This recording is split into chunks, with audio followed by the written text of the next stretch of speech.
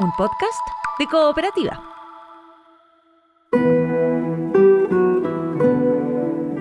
Este es un podcast sobre historias que suceden delante y detrás de la pantalla, sobre las personas que hacen películas, las personas que las ven y las personas que las sueñan.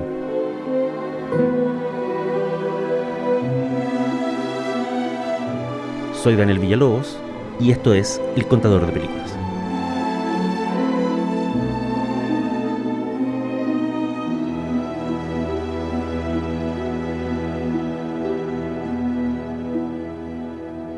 Esto es El Contador de Películas y la historia de hoy se llama La mujer que rescató Dogma.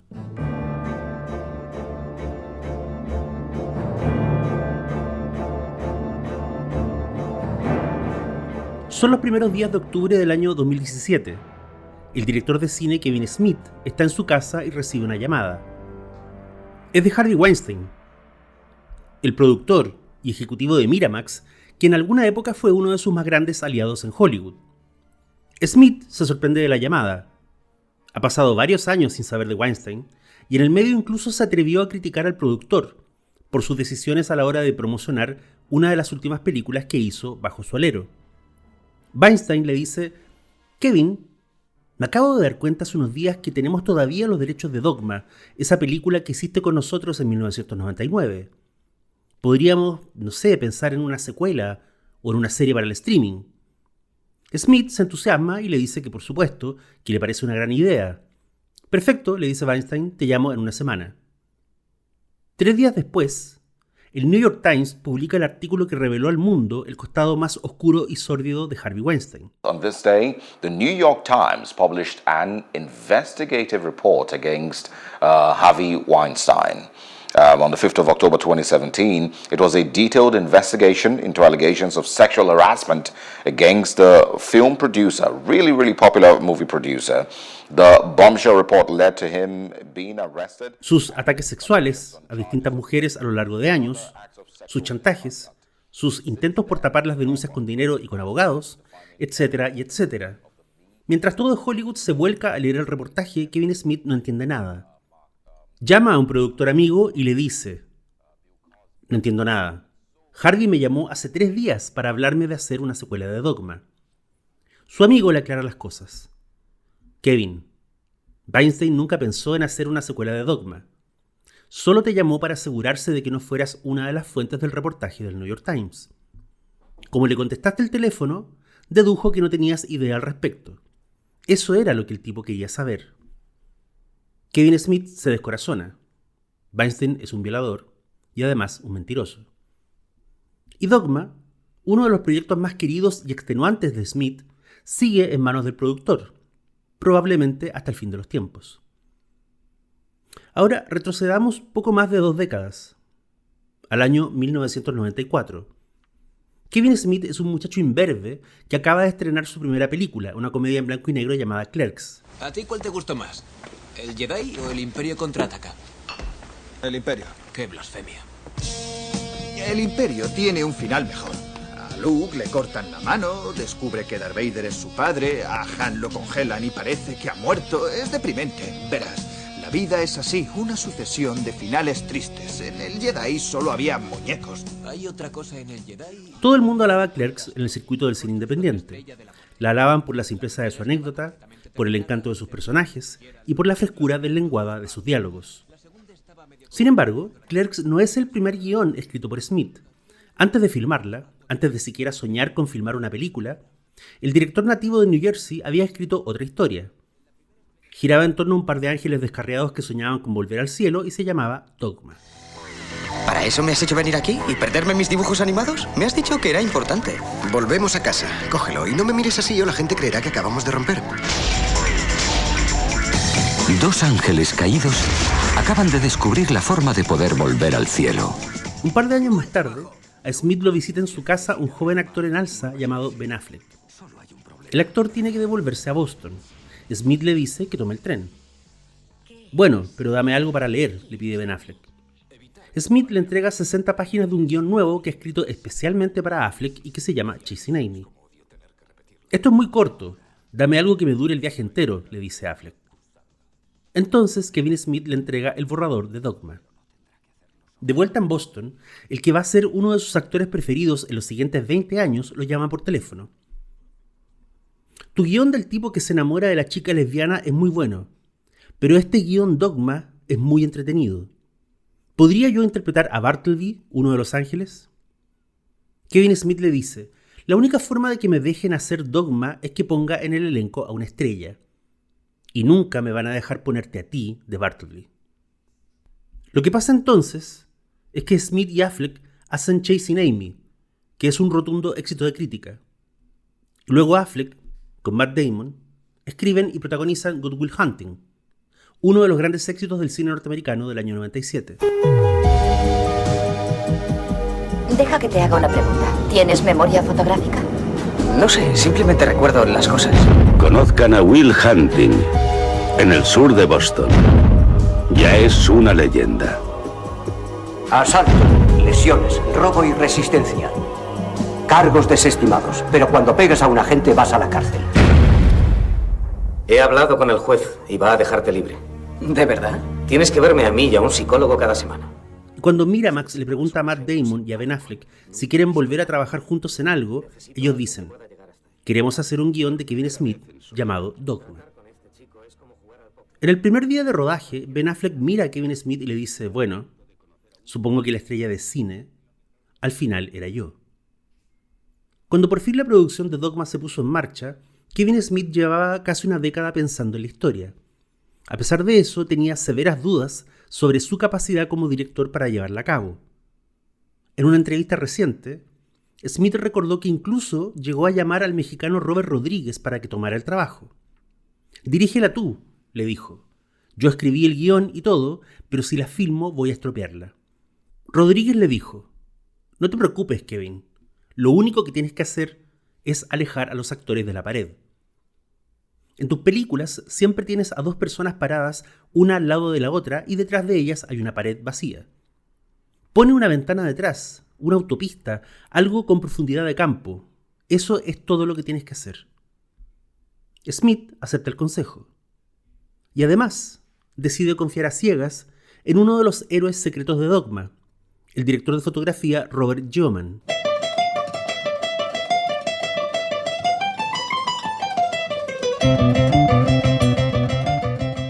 Breve paréntesis.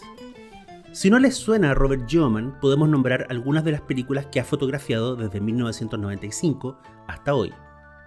Bottle Rocket, Rushmore, Los fabulosos Tenenbaums, La vida acuática, El expreso Darjeeling, Moonrise Kingdom, El Gran Hotel Budapest, The French Dispatch y Asteroid City. Exacto. Yeoman ha sido el director de fotografía de Wes Anderson a lo largo de toda su carrera, excepto en los filmes animados y en El esquema fenicio. Fin del paréntesis.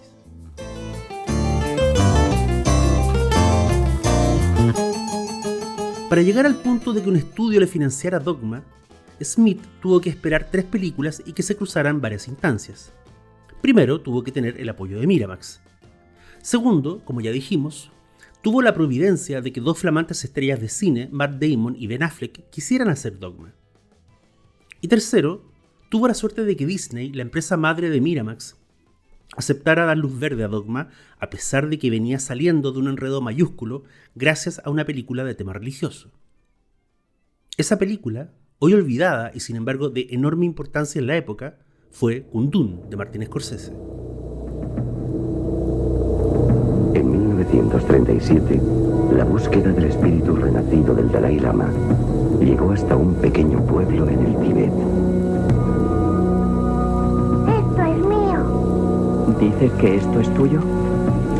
¿Qué más te pertenece? Y un factor no menor, que hoy resulta quizás risible, es que Dogma se estrenó en 1999, el año en que muchos clamaban, medio en broma, medio en serio, que se acercaba un cataclismo. Ese cataclismo podía ser el colapso digital, la rebelión de las máquinas, el fin de la historia, la crisis del capitalismo o incluso el fin de los días, que de hecho fue el nombre de una película de Schwarzenegger. Que Dogma terminara con una masacre afuera de una iglesia donde se juega todo el destino de la humanidad por culpa de un par de ángeles rebeldes, era también parte de ese flujo del inconsciente colectivo. Las ramificaciones de Dogma sorprendieron a su director tanto en el rodaje como en los meses posteriores al estreno.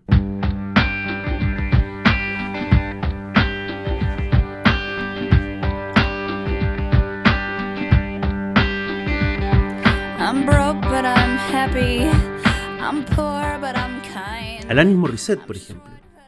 Smith la conocía y le había ofrecido un rol en Chasing Amy. Ella lo había rechazado, pero después lo llamó y le preguntó si tenía un papel más pequeño en su próximo proyecto. Bueno, le dijo Smith, estoy haciendo Dogma y me encantaría que interpretaras a Dios. ¿Por qué tendría yo que interpretar a Dios?, le preguntó Morissette. Bueno, dijo Smith, siempre he creído que Dios debería ser canadiense. Por otro lado está el caso de Jason Lee. Actor fetiche de Smith a esas alturas, recibió el papel villanesco de Azrael, un demonio que echa a andar la conspiración que amenaza la existencia del mundo en la historia. Años después, cuando Smith ya estaba embarcado en lo que iba a ser Clerks 2, lo llama Jason Lee. Le dice, Kevin, te quiero agradecer de nuevo que me hayas dado el papel de Azrael en Dogma. Acaban de ficharme en Pixar para interpretar a Síndrome en Los Increíbles, y la razón que tuvieron para castearme fue por mi personaje en Dogma. Otra pequeña historia de casting. Para el papel crucial del Cardenal Glick, Smith quería al comediante George Carlin. No solo porque Carlin era un legendario crítico de la religión a través de sus rutinas cómicas, sino porque George Carlin era una de las influencias primordiales en el estilo soez y feroz de los diálogos que escribía Kevin Smith. El director le envió el guión a su ídolo. Carlin se juntó con él y le dijo que le gustaba la historia y también su personaje. Había un pero, sin embargo. Carlin había enviudado recientemente y no estaba listo para quitarse la argolla de matrimonio en memoria de su mujer muerta. Desde luego, no podía haber un cardenal católico en la película que usara anillo de matrimonio. Smith sintió que se le caía el corazón al suelo. Entonces George Carlin le dice, pero tengo esta idea. ¿Qué tal si me cubro la argolla con un parche curita y tú inventas que el cardenal se lastimó el dedo jugando al golf? Carlin dio en Dogma una de sus mejores actuaciones en cine. Thank you. Now we all know how the majority and the media in this country view the Catholic Church.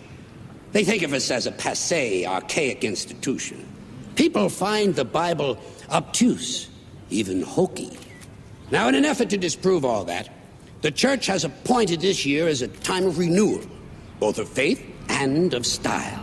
For example, the crucifix. Durante la filmación de la escena climática de la masacre en la iglesia, el veterano comediante le pidió a Smith que le explicara la lógica detrás de todo lo que sucedía en la secuencia. ¿Qué era eso de los ángeles, la indulgencia plenaria y el perdón de los pecados? El director, católico de nacimiento, le explicó en detalle los laberintos teológicos involucrados en la escena. Al terminar, Carlin lo quedó mirando y le dijo, «Tú de verdad crees en estas cosas, ¿no?» Smith le contestó, «Bueno, me criaron como católico. ¿A ti también, o no?» Carlin le contestó, «Sí, fui católico de niño, pero luego me avivé». El desparpajo de Dogma para burlarse de la religión indignó a mucha gente. Cuando la película se estrenó en el Festival de Cine de Nueva York, más de 1000 personas llegaron a protestar. Una organización llamada la Liga Católica lanzó una campaña en medios que provocó una cascada de cartas de reclamo dirigidas a la oficina de Kevin Smith.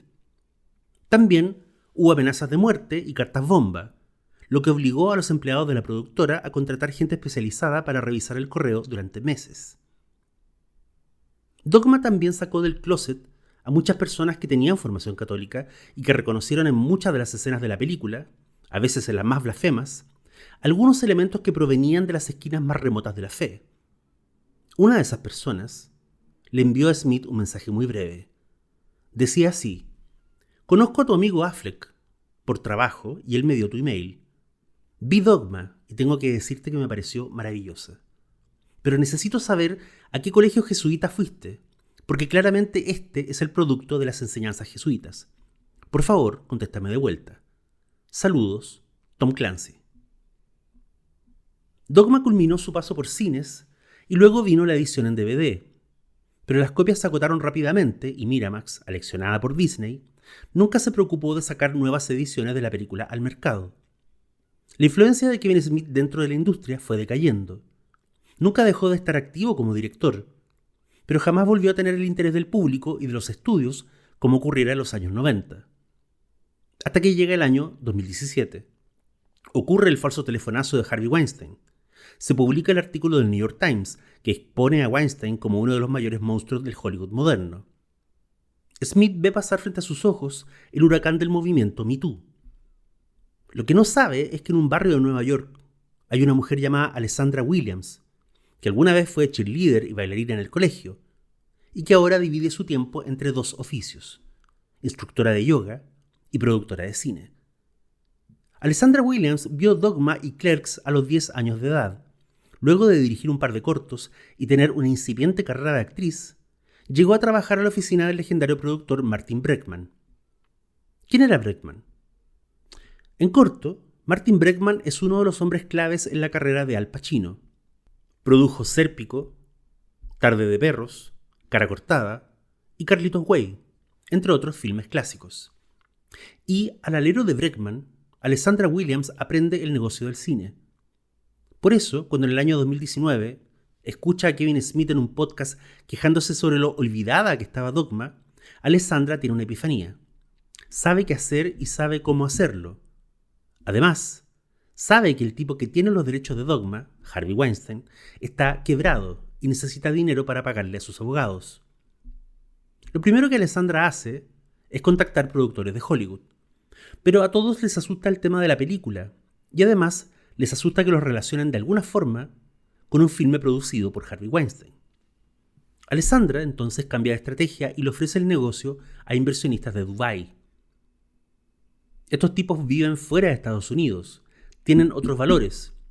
Les da lo mismo la conexión con Weinstein y les da lo mismo el antiguo escándalo causado por la Liga Católica. Los inversionistas terminan comprándole a Weinstein un puñado de filmes, entre los que están Kids de Larry Clark y Fahrenheit 9/11 de Michael Moore. You can make people do anything if they're afraid. The FAA has taken the action to close all of the airports in the United States. All commercial and airline traffic was grounded. But we had some airplanes authorized at the highest levels of our government to pick up Osama bin Laden's family members and transport them out of this country. Alessandra negocia con ellos. Les dice, pueden quedarse con los otros filmes, venderlos, recuperar su inversión, lo que sea. Pero yo me quedo con Dogma.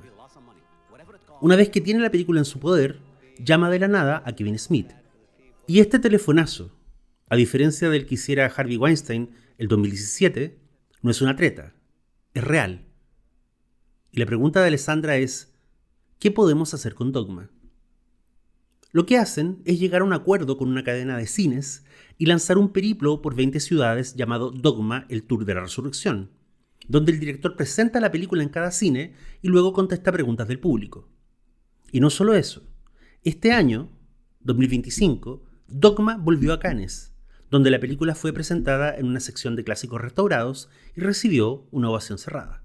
I can spot a commandment breaker from a mile away. Right there, there's one. Excuse me. Are you married? What do you think? To her? No! Ladies and gentlemen! God has grown weary of your superficial faith.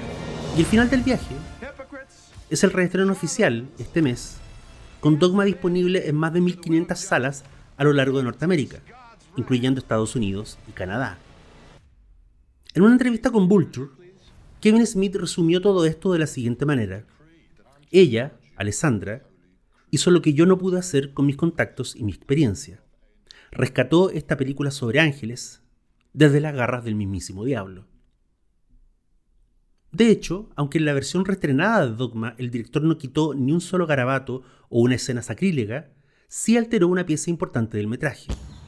Borró de los créditos el nombre de Harvey Weinstein.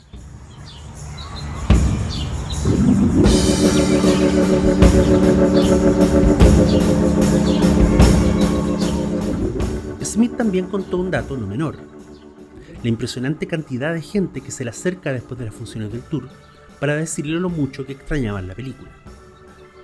Algunos me dicen, la veíamos siempre con mi abuela hasta que ella falleció. Otros me dicen, perdí el DVD hace años y jamás soñé verla en cines.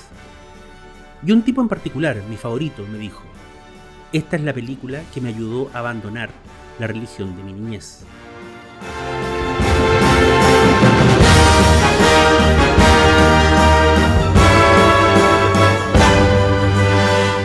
Soy Daniel Villalobos, esto fue El Contador de Películas. Hasta la próxima.